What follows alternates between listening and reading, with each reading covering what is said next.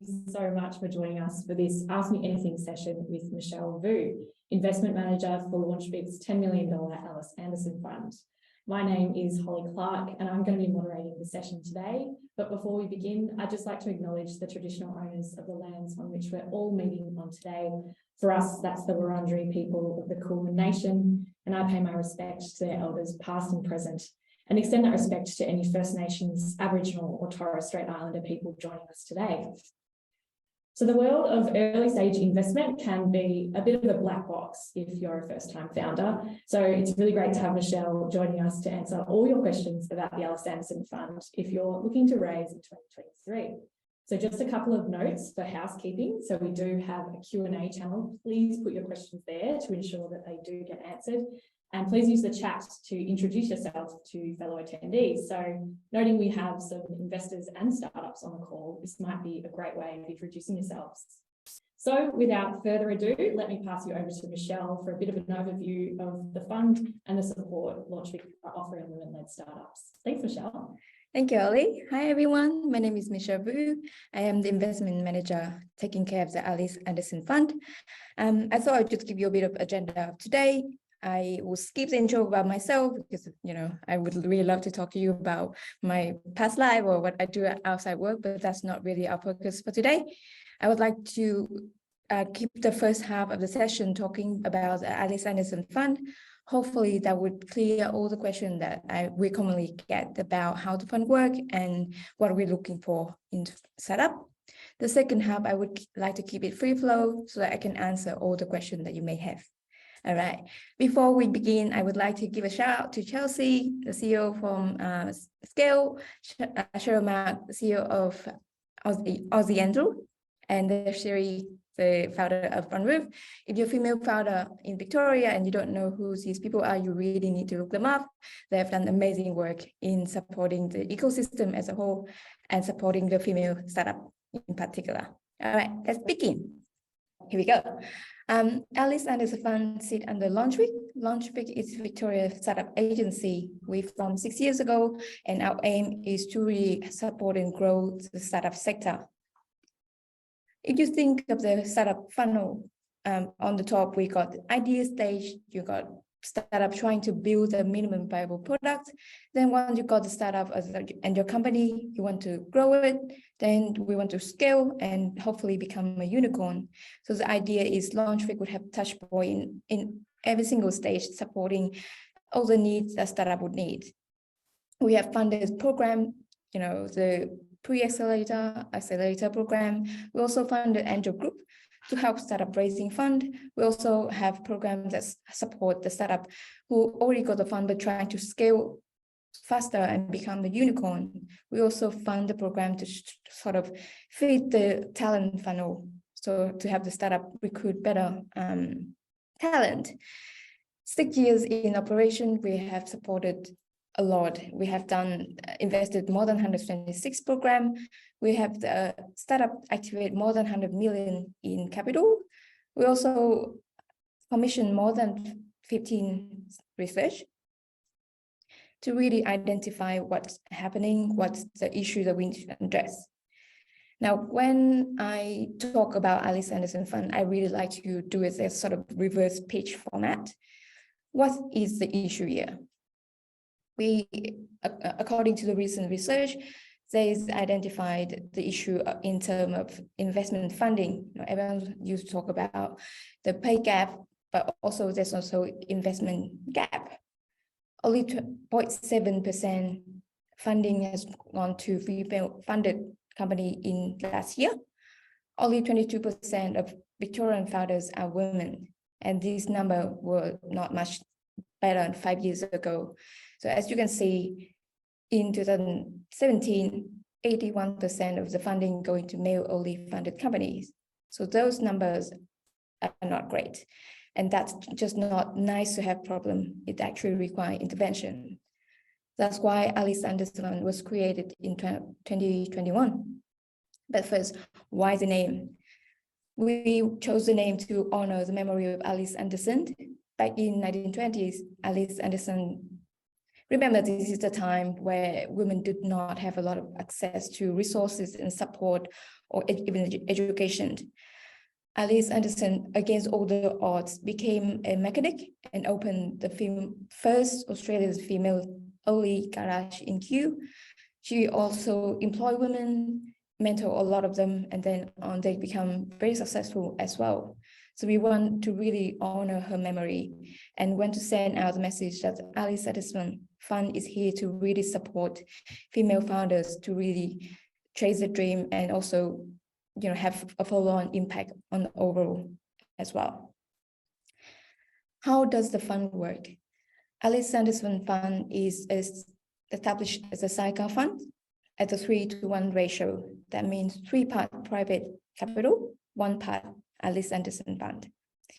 Our check size ranges between 50 to 300,000, and of the funding we provide, 85% is equity and 50% is non-diluted grant.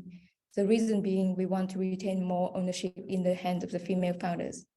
So let's say, for example, you have raised fund 300 from the private investor, then at the ratio of 3-to-1, the Alice Fund check size would be 100. And of that 100, 85% is equity component and 15,000 is the grant. We have 10 million fund to deploy, and we want to hopefully support between 40 to 60 female-led startups in Victoria. But why us? Why Alice Anderson Fund? There are a couple of benefits of being part of the portfolio. First of all, as I mentioned, 15% of the funding is non-diluted grant. Hopefully that keeps the upside for the female founder. We also have dedicated in-house government liaison manager, Algif. He has helped a lot of Alice portfolio companies to have introduction in the Victorian departments. We also have strong connection in international office, Global Victoria, to hopefully help the startup who are thinking of international expansion. We also have dedicated PR agency, and we have the whole team of marketing here with me, always on the lookout for the Alice portfolio opportunity to really highlight them. We also have regular check-in, touch point. We regularly hold quarterly portfolio event and PD Day. The last one we did last year was on topic of navigating the government relationship. And this one coming up very soon is on the topic of executive coaching. And by being part of the Alice portfolio and part of Launchpeak network, you have opportunity to tap in all the pool of talent, expertise, and the program that we support. I'm very proud to say that 18 months in operation, we have invested in 21 Victorian-based women-led startups. We have helped them activate more than 33 million in private capital. Of these companies, 61 executive roles are held by women, and these startups have helped create more than 300 jobs in Victoria and bring back more than 730,000 in revenue. We also led an example and inspired the other states to really create a similar model to support the female-led startups. Don't just take my word. We love our portfolio company as much as I love us. Here are just a couple of quotes from our portfolio companies. Now, if you're interested, how does it work? What are we looking for in the startup? There's a couple of things. First of all, we would need the female-led to have at least 30% ownership in the company and having a driver's seat. So it could be CEO, CTO, or COO position. And if you have a board, then we will require to have at least 30% is held by women. In terms of location, the business must be registered in Victoria, and the female founder who meet the criteria of ownership also reside in Victoria. You also need to meet the status of startup defined by Launchpeak, which means you have a tech element and innovative or disruptive, have the capacity to use innovation to scale quickly and globally, and obviously not involved in any prohibited activity or derivatives. There are a couple of things that we would not co-invest on, which are grant funding, in-kind service contribution. So in-kind service, for example, if a management company or IT consulting company help a startup to get up and running in exchange for certain percentages in the company, we will consider as a in-kind service or related party transaction, and we will not co-invest on that part. Same goes with the accelerator program, when part of the entry invest certain percentage in the startup, and as well as the funding from public fund or related party funding, such as funding from family relatives, grandpa, niece, and nephew. Given that said, it doesn't mean that Alice Fund won't come in the round, as long as the round has other private investor and the application has to come from the private investor. We will just exclude the portion listed above, and we not calculate based on the ratios we want based on that. In terms of application, the fund structure is slightly different from other fund, whereas the investor is the one who actually submit the application on behalf of the startup. And we would require the startup to have a minimum requirement of 150 capital investment committed. The reason being our check size is minimum 50,000 and the ratio is 3:1, so that equates to minimum 150K commitment. Then the application comes to us, our team would do assessment of eligibility, then it goes to our investment committee for assessment. And if the committee have the final say, yes, we're going to invest in the startup, then the Alice Fund would go ahead and invest directly into the startup. Our investment committee comprises of 5, and they all have expertise, not just they're not just expert in investing in early stage startup and actively involved in supporting early stage startup. They actually have experience running startup and usually the founder themselves, so they hold the talk. Now, if you're interested in the Alice Anderson Fund, there are a couple of dates that you need to keep in mind. The IC meets every month to access applications, and all this date will release an update on our website regularly. The application needs to be submitted 2 weeks before the IC date for us to consider the application. And once the meeting has complete, we aim to get the communication out to the startup 2 days after the meeting.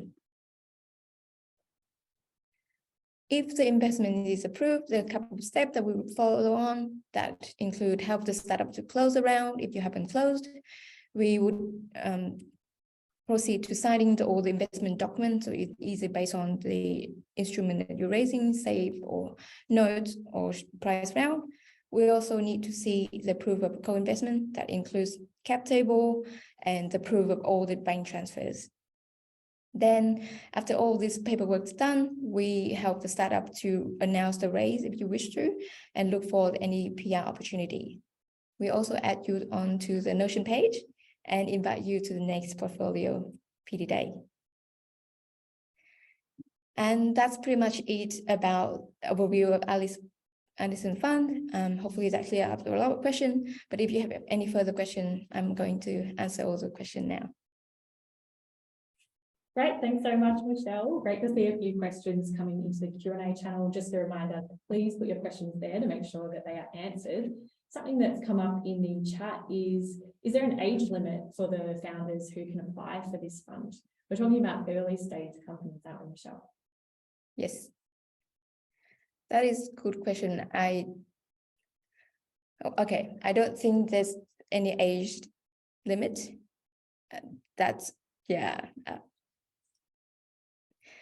No, so I think we're talking about early stage companies. Age of the company, not age of the founder, you mean? Yeah. There's no age of the founder. No. I understand your question correctly. Absolutely not. So just a general question for you, Michelle. If you're a founder and you're completely new to the investment space, what's some of the best pieces of advice you have for how to get started? Yep. I think we're very fortunate to have very vibrant ecosystem in Victoria. as there's a lot of event going on. There's a lot of programs supporting startup. I do have a slide here. If you're new to the startup, sorry, this one. If you're new to startups, there are many programs supporting. And Launchpad has funded a lot of programs that includes pre-accelerator and accelerator program. Also, Scale has very good founder education program that you should really check it out. There's also other event to really get to startup to understand how to be investment ready. Given that said, going through this program, that would help you to really go through the question, really is only investment is the way, or is there other door as well? So I would really recommend checking them out. Right, and just on that, is there any sort of key documents or assets that founders should have before they start talking to investors that can make the conversations a little bit easier, Michelle? Yeah, absolutely. First of all, it takes time to build a relationship. Generally, a rule of thumb, it takes between 6 to 12 months to really close out the round or raise the capital. The reason being is the investor is more comfortable making decision if on someone they already know, have a warm lead. And also to help them with the decision, I would recommend making it super easy, avoiding all the back and forth of communication. So there's a couple of things that I think you should really have under your belt is the pipeline. So who are your target list of investors that you want to talk about? The template of email, also an update. Monthly, maybe not required, but quarterly update of where you're going is really good. Obviously, pitch deck, and also all the data room and cap table, and in particularly important is the term sheet, where just help with the negotiation and conversation in general. Great. So something that's a little unique about Alice is that investors actually apply on the founder's behalf. So could you just recap how that works, Michelle? Absolutely. So the application is designed to be very straightforward, and we understand that as a startup, you actually ask the investor as a favor to do the application for you. So we want to make sure the application is quite straightforward. It shouldn't take more than 30 minutes to complete. On this, we will just really want to see the justification from the investor point of view, why the startup is a very good investment. On the application, we would require to see what are the term sheet, why this is a good investment. Can you show us your due diligence or investment memo? Just really to see where is the conviction come from. Great, fantastic. So another question coming through from an investor. So can a group of angels and VCs co-invest with Alice? Yes. That's great. Yeah. Fantastic. And we absolutely welcome that. Our investment Absolutely. committee meets monthly to review your applications. Yeah, maybe I would expand a little bit more on the minimum 150,000. It can be a collective of investors, but we just need one investor to put in the application. So it doesn't mean that one investor commit 150,000. Great. Okay, another question has come through from Von. Von wants to know, what is the reason behind the decision of not co-investing with a grant application? Very good question. Thank you, Von. The reason is we really try, the aim of the fund is to try to help activate the private sector investment. So having a grant is not just basically not our focus for now, where we're trying to really help the ecosystem as a whole look more into convincing that investing in the female-led founder is really good investment decision. So grant is not our focus at the moment. Sure. So we're getting a few more questions coming through on how to really start the relationship with an investor. So Michelle, I wondered if you could give us a little bit of an overview of some of the existing angel groups out there, and maybe you could start with explaining what exactly is an angel investor. Absolutely.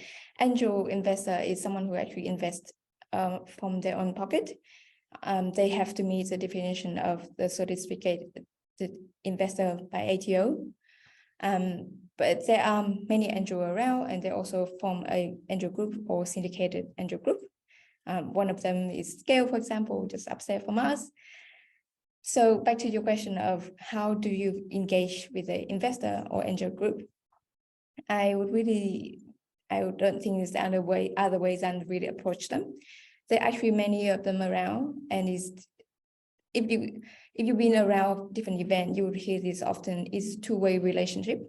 You also, at the same time, you're looking for capital, but you're also looking for a relationship where both values aligned.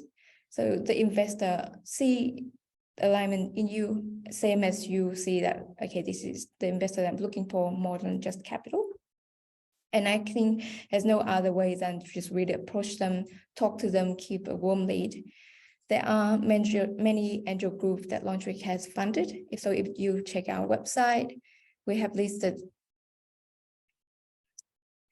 all angel group under the investment tab. And also Scale is also one of the syndicated angel groups that I just mentioned. Also Giant Worm Intro or Entry or Mac Resources are very good resource to really just connect the founders and investors. So I really highly recommend you check them out. Great. I'll be putting that link in the chat very shortly. Just another question from Amanda Nolan. So will an application still be accepted for the Alice Fund if the startup has raised more than 900,000? For example, due to the 3-to-1 ratio, a max investment is 300K. Excellent question, Amanda. Thank you. Yes, so our maximum check size is 300, but we don't have a maximum limit on your rounds raised. So you can, yes, absolutely raise more than 900, but we tap out as 300. So the ratio may not be 3-to-1, but yes, we still coming. Great, fantastic. So here's another question from an anonymous attendee who is keen to know, keen to know how quickly does the money land in the bank after you close? So how have we sort of designed the process to make sure that founders are kept in the loop about our investment committee's decisions? Yes. So as I mentioned, the communication, we try to work really fast. The communication of the investment committee decision, we aim to get it out within 2 days. And also when the startup have closed around, we try to work really fast to, fast track all the signing and make sure it is, a straightforward process. I think Beck has been here before my time, but Beck has tried to wrap it up within 7 days, and we deployed the capital within 7 days. So that's the aim that we're trying to aim for. Great. All right, let's just move to some questions around eligibility for the fund. So Kim Cooper wants to know, can you just talk a little bit more about how startups need to be registered in Victoria? What's our definition of a Victorian startup? Excellent. So Launchpad has a definition of startup. I think there's a lot of confusion or gray area between startup definition versus a small business. In Launchpad, we define startup as a young startup with tech element and has capacity to use innovation to scale quickly and globally. Compared to a definition of scale, a small business is less focused on the innovation and may or may not have the tech element, and obviously won't have the focus of scaling rapidly or globally. So it is a bit of gray area and a lot still get confused, but I'm trying to think of an example. For example, a franchisee taxi company would fit the definition of small business, because that's you're trying to gain this market share and a sort of win-win situation. Compared to Uber is more innovative, and the fit definition of startup is just quite disruptive. It takes over quickly and is more like aiming to dominate the market. Hopefully that answers your question. Great. All right. So question from Heidi. We are looking to submit an application fairly soon. how much exact detail do you need for the deal information section? So specifically, they're not sure whether they'll be using a convertible note or a safe note. And do you have any of this finalised? Do you need to have any of this finalised before submitting an application? A short answer is yes. So we invest pari passu with other investor. We don't renegotiate the term. So whatever term you have negotiated with your lead investor or the investor applying on your behalf, we would come in as the same term. So we do need to have a definite, final answer of this is what we're asking. So yes. Great. Thanks, Heidi. We look forward to your application. Another question from our anonymous attendee. I wonder if it's the same one. So do we need to build relationships with the Alice Anderson Fund, much like we do with other investors, or how is the relationship between startups and the Alice Anderson Fund different? I would say it would not be too different. I'm very happy to have a chat with anyone, just keep the relationship happening. But reason being, we can't be the first check, we are co-sidecar.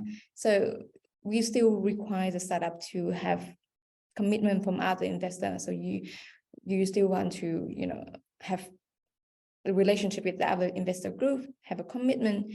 So it's more like a balancing act. I would say it's nice to have, but if I was the founder, I would focus more on how to really engage with your elite investor or other group. Great. So far, the Alice Anderson Fund has backed 21 amazing Victorian women-led businesses. And I'm just wondering, what were the qualities of those women's applications that really made them stand out? So we could give some advice for people potentially wanting to apply.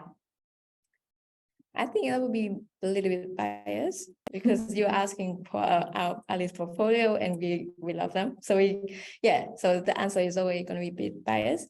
But the common theme that we think make the application really have weight is the conviction, how your investor have convinced us this is a really good opportunity.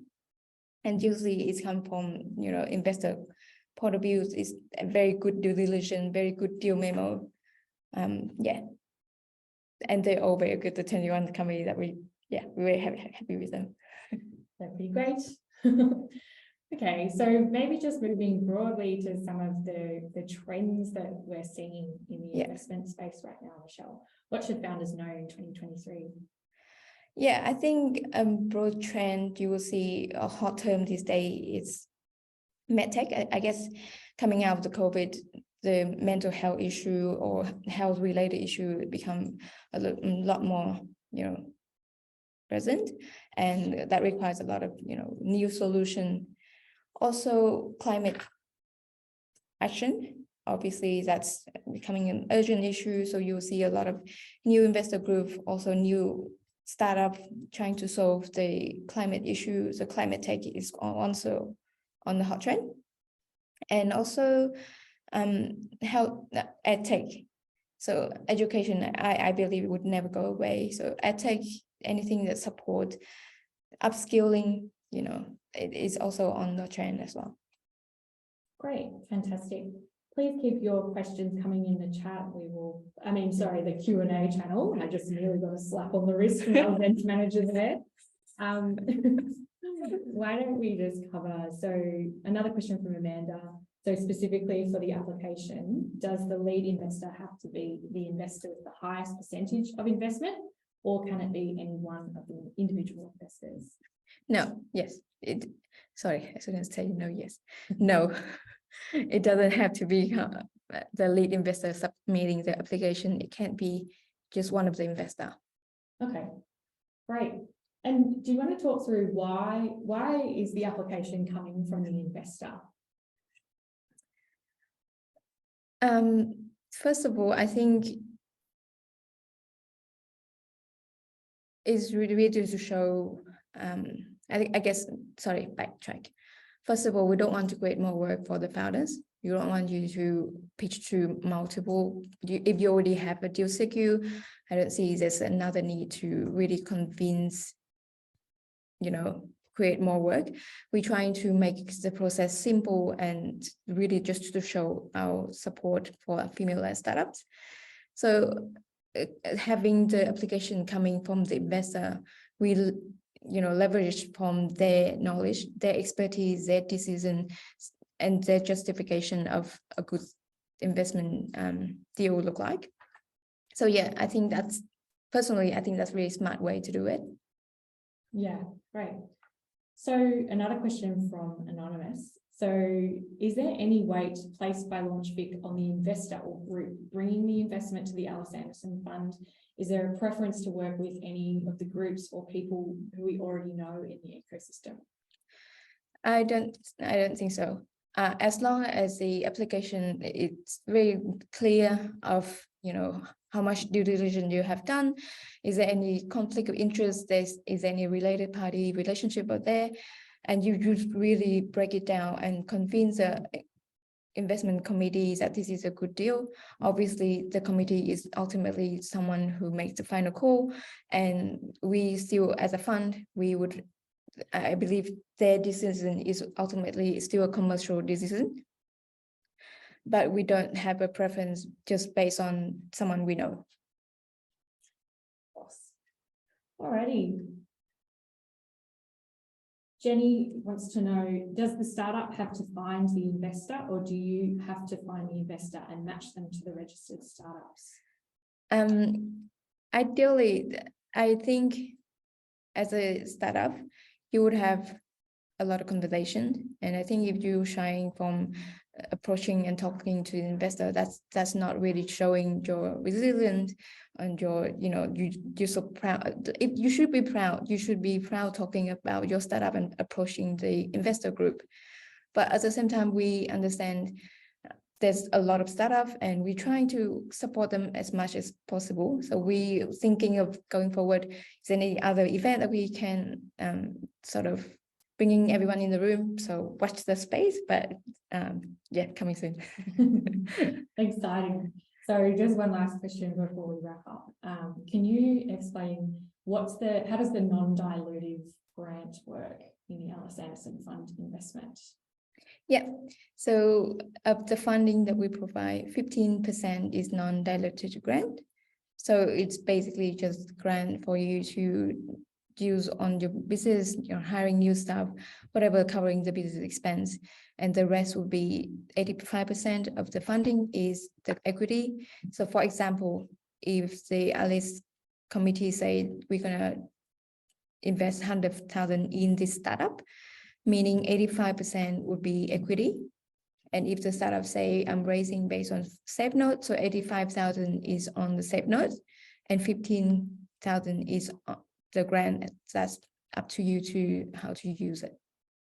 Okay, great. Well, we might wrap it up there, everyone. Thank you so much for joining us for the AMA. Thank you so much for joining us. We will be following up with a link to the recording of the session, and feel free to send us a message on investments@launchbic.org is our email address if you'd like to learn more about the application, about the Alice Anderson Fund rather. So applications for the fund are accepted on a monthly rolling basis, and you can have a look at our website for the next investment committee date. And that's it from us. Thank you so much. Yeah, thank you for tuning in. And we look forward to backing up to 60 women-led companies by 2024. Yes. All right, signing off. Bye. Thanks.